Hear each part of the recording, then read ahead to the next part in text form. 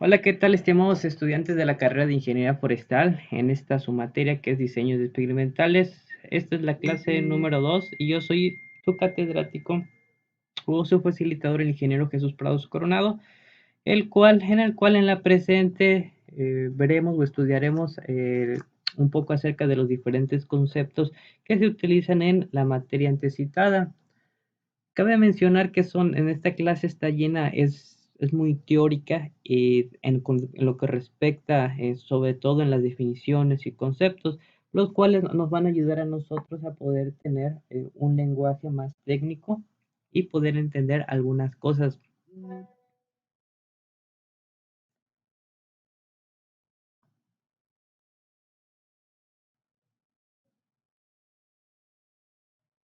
Bueno, sin más por el momento, comencemos. Bueno, siguiendo adelante en esta clase,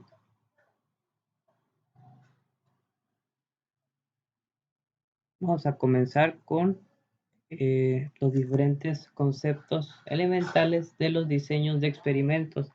Voy a comenzar con uno muy básico que es unidades experimentales y muestrales. Miren, el elemento básico en los experimentos comparativos, como ya vimos en la clase pasada, los experimentos comparativos, es la unidad experimental. Y este concepto lo veremos a través de las siguientes definiciones. Miren, los elementos sobre los cuales se hacen las mediciones y a los cuales un tratamiento puede ser asignado independientemente se denomina unidad experimental o como sus siglas son UE de unidad experimental, y al conjunto de unidades experimentales se le denomina material experimental. Cada unidad experimental contiene una o más unidades muestrales en las cuales las condiciones experimentales planeadas previamente se realizan. Miren, por ejemplo, en un experimento, vamos a decirlo, de naturaleza agrícola, para evaluar el rendimiento de algunas variedades, digamos, de maíz, la unidad experimental puede ser una porción de terreno de tamaño óptimo preestablecido. Usualmente a esto se le denomina una parcela. O en un caso, o en un caso de plantas o en un número, o puede ser en un caso, o un número de plantas o un número de mazorcas. Eh, También podemos ver que en un estudio clínico, un paciente puede ser sometido a un tratamiento terapéutico. Puede ser considerado como una unidad experimental. O también en un trabajo en entomología, la unidad experimental puede ser un insecto, una colonia o toda una especie. En general, la definición de la unidad experimental depende de los objetivos de la investigación. Y por definición, las unidades experimentales deben de estar en capacidad de recibir diferentes tratamientos. Eh, otra definición que también podemos ver es en la conducción del experimento existen dos grupos de variables. Y fíjense muy bien, las variables de respuesta que proporcionan las mediciones del experimento, las cuales varían debido a la diversidad presente entre las unidades experimentales, y las variables explicativas que influyen en las respuestas denominadas factores. Entre otros existen los denominados factores de clasificación, que según sus valores definen los niveles de clasificación sobre los cuales se hace la inferencia. Miren, por su naturaleza, las unidades muestrales de la misma unidad experimental deben recibir el mismo tratamiento. Consecuentemente, la asignación del tratamiento a estas unidades muestrales no es independiente. Esta distinción es importante, ya que para hacer una diferencia sobre los efectos del tratamiento, se requiere tener un conocimiento de la estimación de la variabilidad inherente al material experimental, la cual es conocida como error experimental. Dicha estimación es dada por variación entre unidades idénticamente tratadas, las cuales inicialmente pudieron haber sido tratadas de manera distinta. Solo la unidad experimental considerada como un todo satisface este requisito. La variación entre las unidades experimentales provee una estimación del error experimental. En general, la variación entre unidades muestrales dentro de las unidades experimentales es un valor muy pequeño al calcular los errores de estimación de los efectos del tratamiento. Bueno, pasando a otro concepto de suma importancia viene a ser las fuentes de variación. Y los tratamientos se asignan a las unidades experimentales o a las UE para determinar si tienen un efecto sobre la respuesta de interés. Cualquier efecto podrá resultar en diferencias sistemáticas de respuesta entre unidades experimentales. Será obvio o es obvio que para detectar estas diferencias, las unidades experimentales deben ser lo más homogéneas posibles. Esto es, la variación entre unidades experimentales uniformemente tratadas va a ser menor en relación con las de diferencias tratamientos. Si esto no ocurre, la variación de las unidades experimentales puede, puede resultar un fracaso para encontrar diferencias de tratamientos, los cuales son importantes en la investigación. Miren, desafortunadamente, las unidades experimentales en general no serán homogéneas porque ellas poseen diferentes propiedades físicas inherentes. Para uno o más características, frecuentemente detrás del control del experimentador, estos factores inherentes causan diferencias sistemáticas entre las unidades experimentales, creando fuentes de variación no deseadas. Estas fuentes son de escaso interés práctico y no están relacionadas con el estudio. Por esta razón se conocen como fuentes extrañas de variación. No es necesariamente cierto que todas estas fuentes de variación sean conocidas por el experimentador. Sabemos que estos factores pueden ser usados para clasificar las unidades experimentales en subgrupos más homogéneos, aunque también son conocidos como factores de clasificación hasta tanto ellos sean de interés para el experimentador.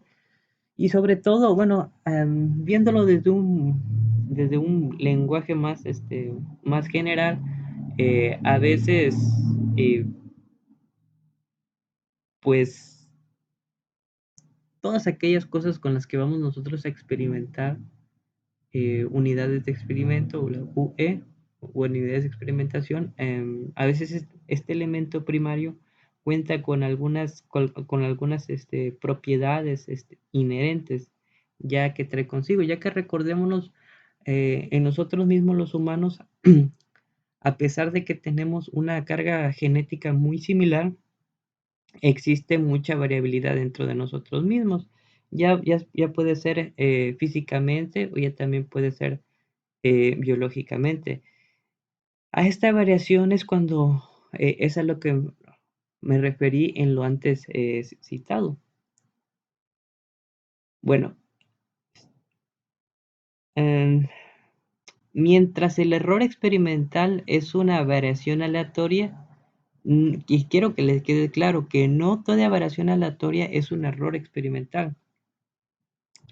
La variación entre unidades muestrales dentro de las unidades experimentales es también una variación aleatoria, pero no debe dársele mucho valor al juzgar los efectos de tratamiento. Los tratamientos son parte de la estructura de la unidad experimental y hay una diferencia básica entre la clasificación y los factores de tratamiento. Los factores de clasificación son propiedades inherentes de la unidad experimental y solo raramente pueden ser cambiados por el experimentador, en este caso, pues nosotros. Cada combinación específica de niveles de factores se denomina tratamiento. Miren, podemos planear o plantear algo por decir, un experimento para evaluar el rendimiento de maíz en función de diferentes variedades. Digamos que tenemos 2 o 3 variedades. Y los nutrientes que tenemos pues son el fósforo, el nitrato, a diferentes cantidades.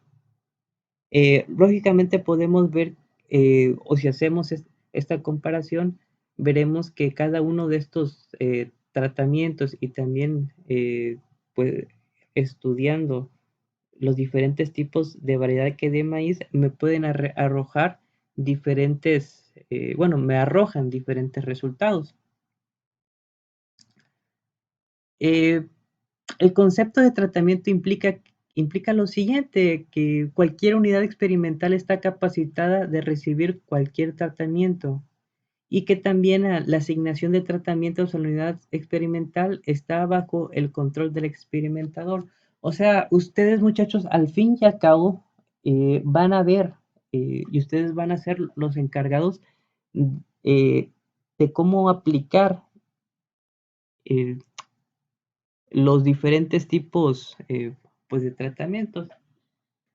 Vamos a aplicarlo esto, o déjenme decirlo de una manera muy clara, en el ámbito que a nosotros nos compete, que es el ámbito forestal. Miren, eh, podemos incluso, con el diseño de experimentos, incluso podemos mm, evaluar diferentes técnicas de derribo de árbol. Ya puede ser para cosecha final o ya puede ser para raleo. Dentro de las mismas también podemos evaluar diferentes marcas o diferentes unidades de motosierra. Esto con el fin de ver cuál es la más eficiente y cuál es la más efectiva. Y ustedes, o ya sea la persona en turno, es la que al final va a evaluar y va a decir, ¿saben qué? A mí me funciona más el método 1, 2 y me funciona con este tipo de herramienta, con esta motosierra. Esto simplemente para llegar a lo que vendría siendo buscar datos estadísticos y todo va en función del aumento de la productividad. Bueno, bajo esta definición podemos ver que un experimento que compare, por ejemplo, médicamente el género, nunca podrá ser considerado como un factor de tratamiento. El género de un sujeto particular es una propiedad intrínseca del sujeto que no podrá ser asignado al experimentador. Los medicamentos, sin embargo, constituyen un tratamiento dado que cada sujeto incluido en el estudio, o el cual vendría siendo la unidad experimental, se le puede asignar un medicamento. La distinción entre el tratamiento y factores de clasificación no es absoluta. Eh, Por ejemplo, hay escritores que citan que donde sea comparar tratamientos retardadores del fuego, estos tratamientos serán aplicados a muestras de madera con superficies ásperas o suaves. Las superficies de madera no representan un factor de tratamiento, a menos que el experimentador pueda especificar los tipos de superficie de las piezas. Así, si el experimentador tiene una oferta de pedazos ásperos de madera y puede decidir cuáles son suaves, entonces el tipo de superficie será un factor de tratamiento. Si el tipo de superficie es una propiedad intrínseca, las especies maderables elegidas entonces será un factor de clasificación. Eh, Más o menos, o también debo de ustedes comentarles o decirles que los tratamientos deben de tener las siguientes particularidades. Tienen que presentar la penalidad, es decir, si se pretende simplemente mostrar al ganador entre los diferentes tratamientos o si además se desea encontrar indicios acerca del comportamiento de los tratamientos. Un caso particular es el ensayo con fertilizantes compuestos de dos sustancias, A y B principalmente. El resultado muestra si la efectividad del fertilizante se debe a alguno de los dos componentes o a los dos conjuntamente. Será necesario un experimento más extenso con tratamientos adicionales que den luces sobre este hecho. Si el propósito es encontrar el mejor de los tratamientos prácticos, entonces ciertos tratamientos pueden omitirse, pues no por su no practicidad. La respuesta, la respuesta en algunos casos pueden deberse a las condiciones bajo las cuales se aplica un tratamiento, dependiendo del medio circundante a este. Tal vez habrá un favorecimiento en su efecto sobre las unidades experimentales. Esta situación es muy frecuente en los trabajos con sustancias químicas aplicadas sobre los suelos, en los que su efecto sobre las plantas se ve comprometido con los componentes del terreno o las plantas mismas. Luego debemos de decidir si habrá controles sobre el terreno, por ejemplo, homogeneizando el suelo mediante la aplicación de estos componentes en cantidades considerables. Estas decisiones se toman previo a un análisis de suelo. No se debe perder de vista la población sobre la cual se desea hacer una inferencia, porque el procedimiento, como el descrito, tal vez cambie la población objetivo. Am, en función de lo antes citado, yo sé que ustedes ahorita están viendo la materia de dafología y esto se lo platico o este caso se lo pongo así porque para que ustedes vean la sinergia o la unión que hay con cada una de las materias que ustedes llevan. Nada más es que cada materia es particular o tiene su rumbo, sino que al final todo converge en que nosotros como ingenieros debemos de tener un cúmulo mínimo de conocimiento de diferentes áreas. Y miren, siguiendo el rumbo o siguiendo con lo que yo les estaba diciendo, bueno, con lo que estaba describiendo, es que, por ejemplo, cuando nosotros vamos a un lugar y vamos a establecer una plantación, puede ser una plantación, no sé, de eucalipto, de melina, etcétera, etcétera, etcétera. Ustedes ya conocen, o en su caso, si es alguna especie con la cual va a ser introducida o no ha sido muy introducida, dentro de las fichas técnicas nosotros podemos encontrar cuáles son los elementos o los minerales que esta planta necesita para que tenga un mayor rendimiento, un mejor crecimiento. Bueno, nosotros para saber si una tierra es apta, generalmente, ¿qué es lo que se hace? Se le hace un estudio del suelo puede ser utilizando la metodología de la barrena o otra que puede ser y también muy utilizada, puede ser mediante las famosas calicatas. Bueno, una vez que nosotros hacemos la extracción, podemos definir dos cosas muy importantes. La primera, y es de muy fácil, bueno, es información de muy fácil obtención, vendrían siendo las cualidades que ese suelo presenta. Y esta lo puedo hacer utilizando diversos métodos muy prácticos, por cierto, para definir si es una arcilla, si, si es un limo, si es un humus, etcétera, etcétera, etcétera, si es una arena. Pero también hay otro muy importante que es eh, el análisis químico. Y este análisis químico es de suma importancia, ya que mediante las raíces es que esa planta va a poder realizar la actividad de la absorción de los diferentes eh, de las diferentes propiedades o los diferentes minerales que se encuentran alojados en la tierra. ¿Qué es lo que pasa cuando nosotros hacemos esto? Bueno, cuando hacemos esto, hacemos un estudio edáfico químico, nos permite a nosotros conocer o intuir, ver más o menos cómo va a ser el desarrollo en función de la especie que yo espere manejar. Y esto se hace mucho en las empresas forestales comerciales, eh, para, ya que estas mediante el compro de tierras y el establecimiento de grandes superficies, es que pues pretenden abastecer a una industria.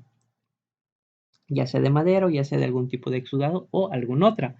Bueno, pero, pero lo importante es que, como les dije, se conozca cuál es la capacidad de la tierra. También, bueno, y también qué nutrientes tiene, ya que mediante este nosotros podemos tal vez hacer una combinación de fertilizantes para poder hacer un tipo de sustitución y hacer que el crecimiento, el rendimiento de la plantación sea aún mayor.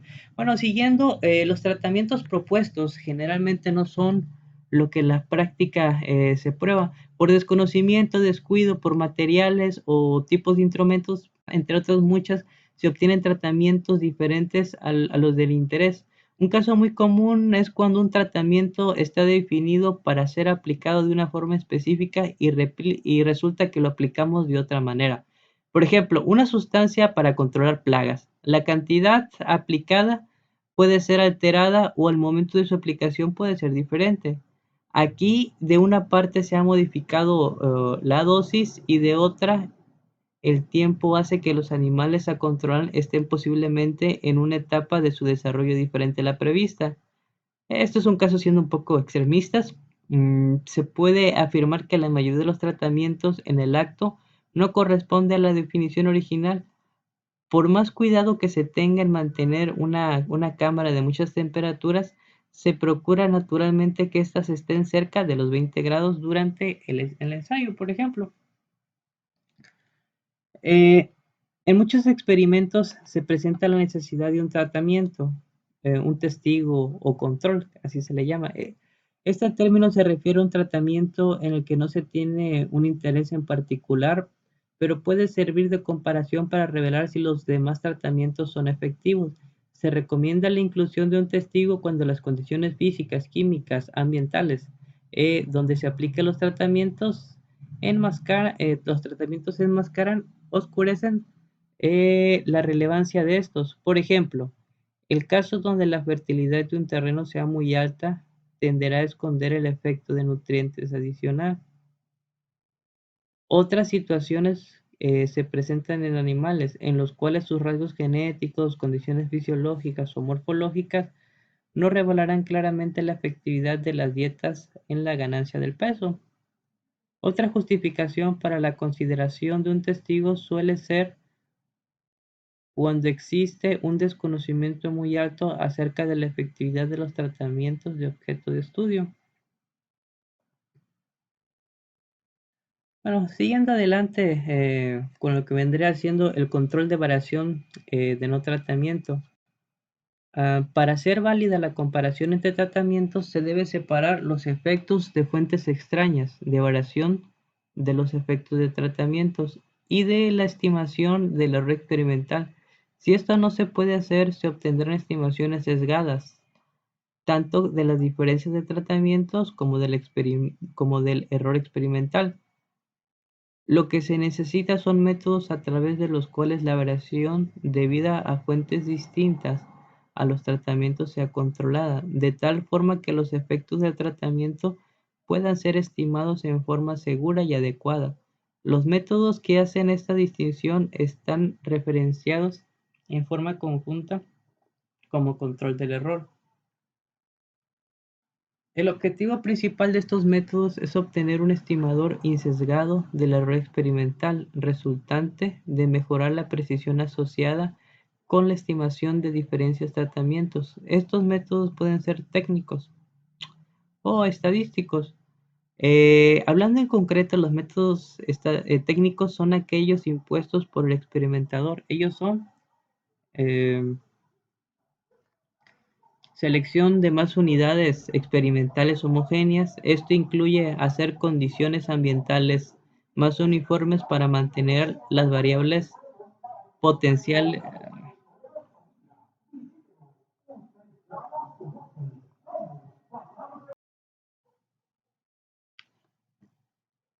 Am, bueno, como les venía diciendo, disculpen la interrupción, pero eh, fue efecto de los sonidos o de la publicidad que se genera allá afuera. Bueno, siguiendo. Les estaba yo hablando acerca de la selección de unidades experimentales homogéneas y en concreto lo que les venía diciendo que el experimentador debe de hacer que las condiciones ambientales lo más uniforme posibles, esto para mantener las variables potenciales constantes. El criterio para la selección del material debe ser eh, o debería ser el de obtener el máximo beneficio con los recursos dados. Que esto, pues al final generalmente suelen ser muy escasos. ¿Qué les quiero dar a entender con esto? Y más nosotros en nuestro rubro forestal, mm, nosotros nos dedicamos a hacer pues, experimentaciones.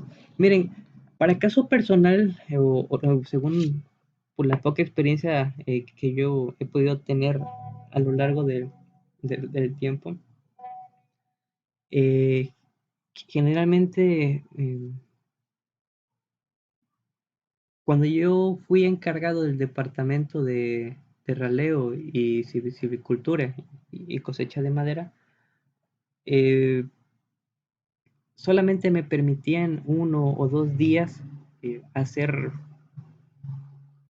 eh, hacer, generar datos, hacer experimentos, ya sea con motosierra, con diferentes métodos de derribo, de seccionamiento. Y todos estos datos eran de suma importancia ya que estos eran la base para yo poder generar y para poder generar mis estimaciones. Y en función de estos días, que bueno, que generalmente eran de 3 a 4 días, a veces me daban incluso 2, ya yo me presentaba un informe completo por ejemplo, una persona cuántos metros cúbicos al día cosechaba, cuántos, cuántos metros cúbicos al día podía eh, seccionar, cuántos metros cúbicos al día cargaba y transportaba.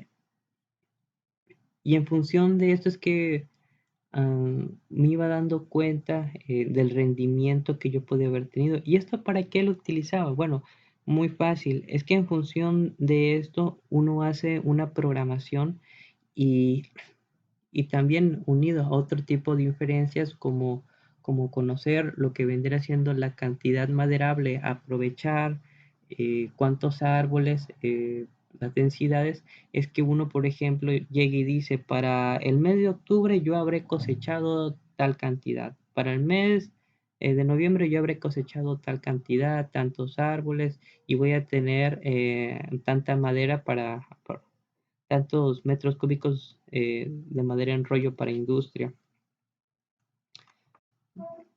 tomando en cuenta siempre y cuando que todos los experimentos que generalmente se hacen, pues realmente uno cuenta con las herramientas pues de trabajo. Y siempre eso se lo digo porque debemos de tener en mente que siempre debemos de ser muy prácticos, muy prácticos. Y esa manera de ser práctico es que nosotros vamos a poder de alguna manera pues ser mucho más eficientes. Bueno, siguiendo adelante podemos ver que también el refinamiento de las técnicas experimentales. Habla de cuando la técnica experimental es responsabilidad del experimentador y debe ser siempre examinada para asegurar que ésta sea lo más precisa posible. En la mayoría de las ocasiones, la variabilidad asociada con una técnica determinada es relativamente pequeña y hasta ahora solo se ha podido obtener un muy limitado mejoramiento en la precisión del experimento. Hay casos donde los errores de técnicas aumentan considerablemente la variación. Tales errores se deben prevenir, pero no sobredimensionarse. Am, yo creo que, pues repitiéndoles un poco pues, pues lo mismo, lo anterior, debemos de ser lo más práctico posible. Eh, no hay que ser, de decirlo de una manera tan llana, no hay que ser tan rebuscado o no querramos medir o encontrar variables que sean muy complejas. debemos de aprender a trabajar con lo que tenemos y siendo prácticos y que exista pues ese nivel de holgura. ¿Por qué les digo esto? Porque a mí me tocó, por ejemplo, hacer pruebas para conocer, yo evalué tres métodos. Yo evalué para el derribo y para el seccionamiento de madera, para convertirlo en madera en rollo para industria. Yo evalué el método, por ejemplo, donde una persona o el operador de motosierra era el que se encargaba de derribar y también se encargaba de hacer el seccionamiento. Luego también lo evalué contra cuando eran dos personas, una persona era el ayudante y otro era el operador de la motosierra, y evalué un tercer método, en este cual una persona iba derribando por delante los árboles y las otras dos personas iban seccionando, eran dos operadores y un ayudante, un operador y un ayudante quedaban atrás seccionando los árboles, y al final yo pude ver la diferenciación de cada una de estas y se los explico de la siguiente manera. Um, Al final yo lo que evaluaba era la madera eh, en rollo ya lista para la industria, y resultó que a pesar de que eran tres personas se podría hacer el último tratamiento, resultó que esta persona que iba por delante, pues, pues iba derribando un gran número de árboles, pero cuando estos árboles, ya ven que cada árbol pues tiene cierta dirección de caída, eh, pues se encontraron los otros dos trabajadores o el otro operador y el ayudante se encontraron de que algunos árboles quedaban sobreencimados, y era un trabajo muy desgastante que estos árboles, pues sacarlos de abajo, irlos seccionando. Entonces eliminamos automáticamente la tercera y nos quedamos con dos tratamientos, o lo que vendría siendo yo dos métodos. En el primero era una persona sola, y en el segundo método, segundo tratamiento, era un operador y su ayudante. Fíjense, eh, yo creo que ese ejemplo lo vamos a tomar a lo largo del curso. Fíjense cómo son las cosas, porque al final el que me gustó más a mí fue el de una sola persona. Eh, Avanzaba, por decirles un número, ahorita no tengo los números a la mano, pero por decirles, avanzaba 20 metros cúbicos al día, por decirle un número. Pero el punto negativo era que a la hora de seccionar, ya que las trozas necesitan tener cierta longitud, cierta medida, tenía un sesgo o, una desviación estándar de más o menos 3 centímetros. ¿Esto qué quiere decir? Que si, por ejemplo, la medida era 1,25, o se pasaba 3 centímetros, o lo que hacía era que le faltaban 3 centímetros. En cambio, en el segundo método, o en el segundo tratamiento, cuando eran dos personas, un operador y el ayudante, lo que pasaba era que sacaban 22 metros cúbicos, por decirlo de alguna manera, y la calidad era aún mejor. Pero aquí estaba lo complicado, es que pues con el tiempo resultó que la segunda metodología comenzó a tener algunos problemas de carácter social. ¿Qué les quiero dar a entender con esto? Que una vez que, mm, que los trabajadores llegados a cierta hora disminuían drásticamente su nivel de rendimiento, y tenían que haber una serie de factores, o existen, o fue por medio de una serie, o la razón era por una serie de factores, era por una serie de factores sociales. En cambio, con una sola persona era mucho más fácil y era mucho más tratable y siempre se mantenía el mismo rendimiento o incluso había veces que crecía un poco más y con el tiempo también me di cuenta que ese error o esa desviación estándar relacionado con la longitud de las trozas fue cambiando, fue desapareciendo.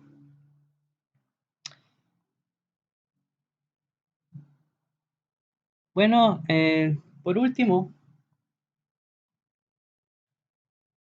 les voy a hablar un poco acerca de,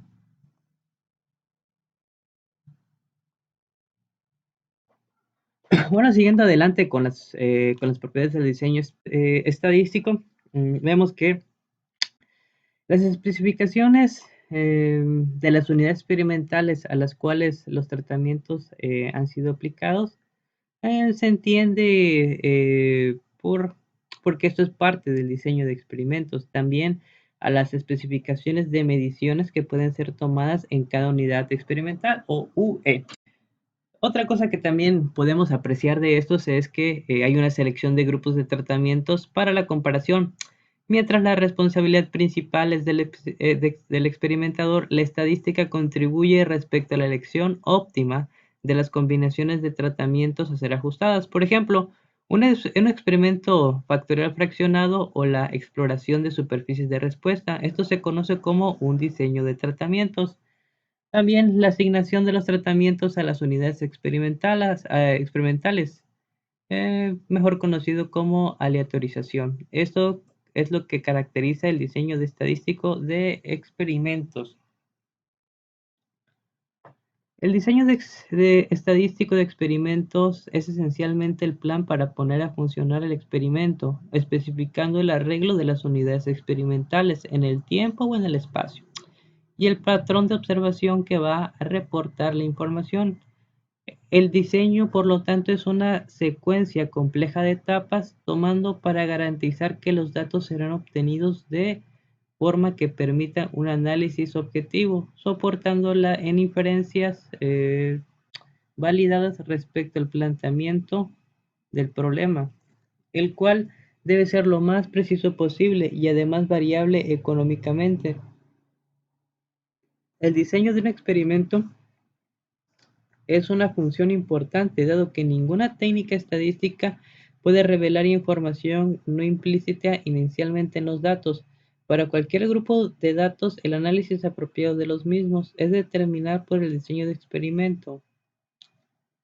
La habilidad, por lo tanto, de obtener un análisis significativo se basa inicialmente en la forma en que se han recolectado los datos. Un buen diseño experimental es aquel que proporciona la información requerida con el mínimo de esfuerzo experimental. Muchos criterios han sido propuestos para contar con un experimento estadísticamente válido. En general, los requerimientos estadísticos para el buen diseño de experimentos pues estos pasan por proveer estimaciones insesgadas para los efectos del tratamiento. eh, Hasta donde es posible, la comparación de tratamientos debe estar libre de sesgos sistemáticos. Es de primordial importancia que estas comparaciones reflejen diferencias debidas a los tratamientos y no a las diferencias inherentes a la unidad experimental. Es importante que el experimento esté diseñado para asegurar que las unidades experimentales que reciben un tratamiento específico no difieran de otros tratamientos. Asimismo, otra es requerir la precisión asociada con la estimación de efectos, determinada al mismo tiempo que las estimaciones mismas. En este sentido, el experimento de autocontenido, para ello debe de haber una medición del error experimental. Esta estimación es necesaria para asegurar la significancia estadística de las diferencias de tratamientos. Por ejemplo, si dicha estimación no es insesgada, se presentará una pérdida de eficiencia del experimento, lo cual conllevaría a un desperdicio de tiempo, materiales y dinero. Si el experimento no provee una estimación del error experimental, será necesario usar estimaciones de un error experimental previo. La validez del procedimiento se basa en el hecho que la magnitud del error experimental debe permanecer invariablemente desde el último experimento, un supuesto que frecuentemente es insostenible. Otro punto muy importante son las comparaciones de los tratamientos. Estas deben de ser lo suficientemente precisas para detectar las mínimas diferencias de importancia práctica para el investigador. Por ejemplo, cuando se comparan tratamientos, si existen unas mínimas diferencias, esto proveerá una ganancia real. Así que si un tratamiento debe ser cambiado por otro, este debe ser mejor, aunque sea por una mínima diferencia. Claramente el experimento deberá tener suficiente precisión para detectar tales diferencias o de lo contrario no tiene sentido realizarlo. La precisión de un determinado experimento dependerá de si, por ejemplo, la variabilidad intrínseca del material experimental y de la precisión del trabajo experimental, también de la cantidad de replicaciones del tratamiento y también dependerá del diseño de experimento. Como último, las conclusiones tienen que tener un rango amplio de validez. Las condiciones encontradas en la práctica nunca serán exactamente las obtenidas cuando se llevó a cabo el experimento. Se debe procurar que las conclusiones sobre los resultados del experimento se hagan sobre condiciones similares del experimento. Si las conclusiones se aplican, deberá haber confiabilidad de que las condiciones donde se apliquen sean similares. Cumpliendo esto, el experimento debe tener un rango amplio de validez. Entre más amplio sea el rango de condiciones investigadas en el experimento, mayor será la confiabilidad de estas conclusiones. Cuando no cumplen con las condiciones de homogeneidad, en aquellos casos donde las condiciones sean algo distintas, se debe de tener cuidado para verificar que la organización del experimento no se torne muy compleja y no olvidar que si un grupo de tratamientos no se investigó totalmente, no se podrá obtener conclusiones significativas. Miren, en este punto voy a estacionarme, voy a añadir algunas notas. Por ejemplo, yo sé que ustedes a lo largo de nuestra carrera han investigado, no sé, puede ser, por ejemplo, han comenzado ustedes a ver journals o artículos científicos de otros países, haciendo un supuesto. eh, por ejemplo, ustedes pueden ver, por ejemplo, el eucalipto, rendimientos de IMAX del eucalipto, los pueden ver en África, en Australia, en Sudamérica, en México, etcétera, etcétera. Uno se podría llegar a preguntar, bueno, pues si ya midieron los crecimientos del eucalipto en Australia, ¿por qué hacerlo en África? ¿Por qué hacerlo en Sudamérica? Bueno, y la respuesta es muy fácil. Tiene que ver con lo que nosotros hablamos acerca de las conclusiones y el rango amplio de validez. Si bien las condiciones agroecológicas de África, de Australia, de Sudamérica pueden ser muy parecidas, no son las mismas. Y en un dado caso, para tener una información más exacta o una validez mucho mayor acerca de los diferentes crecimientos, en cada lugar se genera lo que vendría siendo un área de estudio. Y en este área de estudio generalmente se describe qué es lo que hay, cuáles son las condiciones que reinan en ese lugar, porque lo- con esa, con, es- este, con esa pequeña descripción en los artículos o en los journals, lo que te dice, te habla del rango de conclusiones que hay. Te dice, con estas condiciones, con esta precipitación, con esta tierra, se generan estos crecimientos. Es a lo que se refiere. Bueno, ah, añadiendo más o menos, que como último, el diseño debe ser lo más simple posible para alcanzar los objetivos del experimento. La selección del diseño depende de la naturaleza de las fuentes de variación en el material experimental. se debe elegir el diseño más simple posible que permita controlar adecuadamente la variabilidad reconocida. A medida que el diseño experimental se torna más complejo, hay una menor flexibilidad, haciendo una difícil organización, lo cual puede llevar a cometer errores cuando se realiza el experimento. Entre más simple sea el diseño, más fácil se podrá llevar a cabo ajustes por las equivocaciones que siempre suelen aparecer. Y bueno, citando simplemente eh, la bibliografía, dice que un buen diseño de experimentos puede ser obtenido al aplicar los principios básicos establecidos, y ellos son las replicaciones, la aleatorización y el uso y el control local de fuentes de variaciones extrañas y conocidas.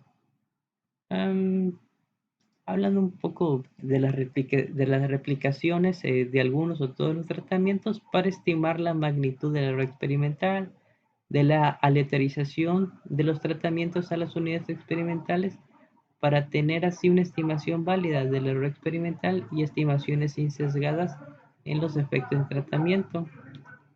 Y el uso de control local de fuentes de variación y extrañas conocidas a través de la construcción de subgrupos homogéneos de unidades experimentales.